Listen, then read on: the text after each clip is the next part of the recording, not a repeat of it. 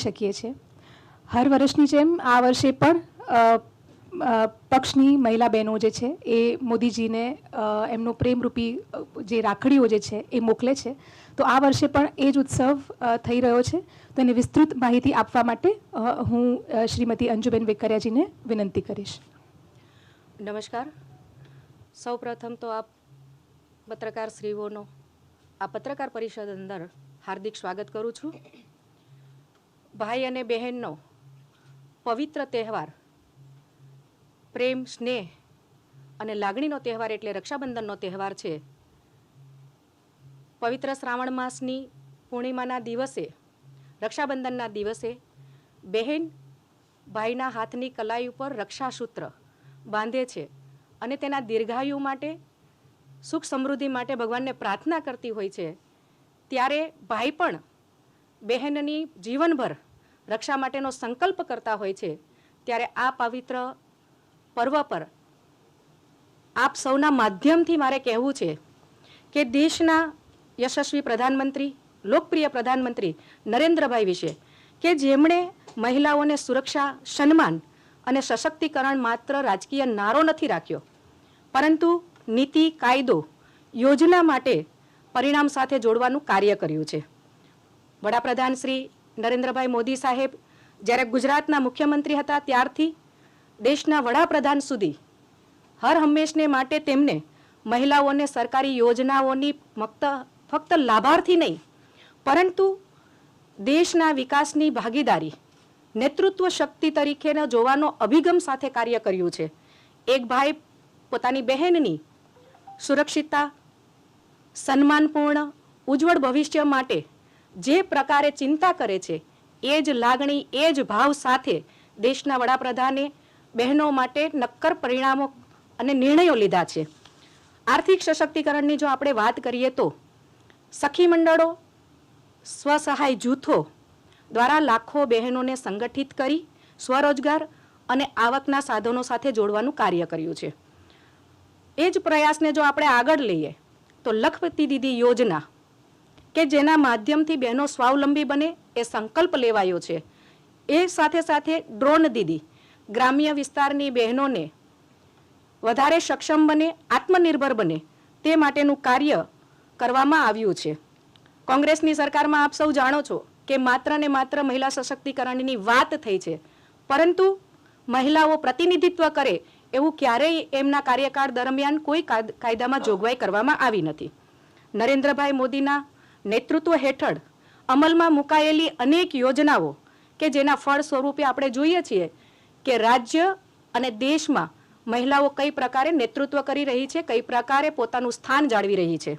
નરેન્દ્રભાઈ મોદીના દ્રઢ નેતૃત્વમાં દેશની નિર્માણ સ્થિતિમાં આપણે જોઈએ છે તે પ્રકારે કે દેશની આબાદીનો અડધો હિસ્સો મહિલાઓ છે, તો મહિલાઓની ભાગીદારી વધે તે માટે મહત્વપૂર્ણ નિર્ણયો લેવાયા છે. ગુજરાતના વિવિધ વર્ગ, સરકારી જે કંઈ નોકરીઓ છે તેમાં મહિલાઓને 33% સ્થાન અને સાથે સ્થાનિક સ્વરાજની અંદર 50% બેઠકો મહિલાઓ માટે સુનિશ્ચિત કરવામાં આવી છે. આપ સૌ જાણો છો કે રાજ્ય અને દેશની બહેનો અલગ અલગ ક્ષેત્રની અંદર પોતાનું પ્રતિનિધિત્વ, જનપ્રતિનિધિત્વ ખૂબ સારી રીતે નિર્વહન કરી રહી છે.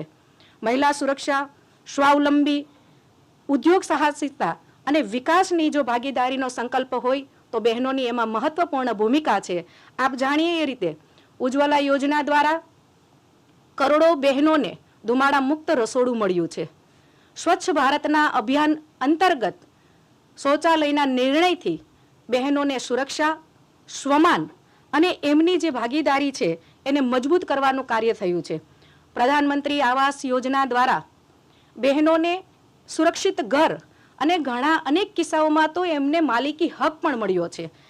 સમૃદ્ધિ યોજના, બેટી બચાવો બેટી પઢાઓ, દીકરીના જન્મથી લઈને એના ઉજ્જવળ ભવિષ્ય સુધીની ચિંતા આ કેન્દ્ર અને રાજ્યની સરકાર કરે છે, આપણા નરેન્દ્રભાઈ મોદી સાહેબ કરે છે. આગળ આપણે બધા જ આપ વિષયથી અવગત છો કે તેમના નેતૃત્વ હેઠળ લોકસભા અને રાજ્યોની વિધાનસભામાં બહેનોને 33%નું પ્રતિનિધિત્વ મળે, સુનિશ્ચિત થાય એ માટે 2023ની અંદર એક ઐતિહાસિક નારી શક્તિ અધિનિયમન બિલ પસાર કરવામાં આવ્યું હતું અને એને ત્યારે મંજૂરી મળી હતી.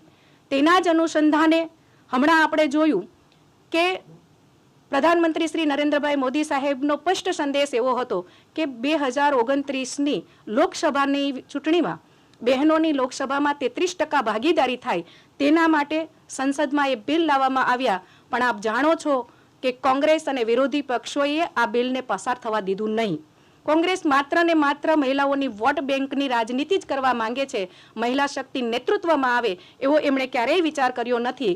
આજે આપના માધ્યમથી કહું છું કે દર વર્ષે ભારતીય જનતા પાર્ટી ગુજરાતભરની, રાજ્યભરની, દેશભરની બહેનો પોતાનો અતૂટ સ્નેહ, અતૂટ વિશ્વાસ અને પ્રધાનમંત્રી શ્રી માટે એમની જે લાગણી છે, દેશના યશસ્વી વડાપ્રધાન અવિરત કાર્ય કરતા રહે એના માટે એમનો પ્રેમ, કે એમને ખૂબ શક્તિ મળે, એમને ખૂબ એમનું સ્વાસ્થ્ય સારું રહે એ માટે ઈશ્વરને પ્રાર્થના કરતી હોય છે.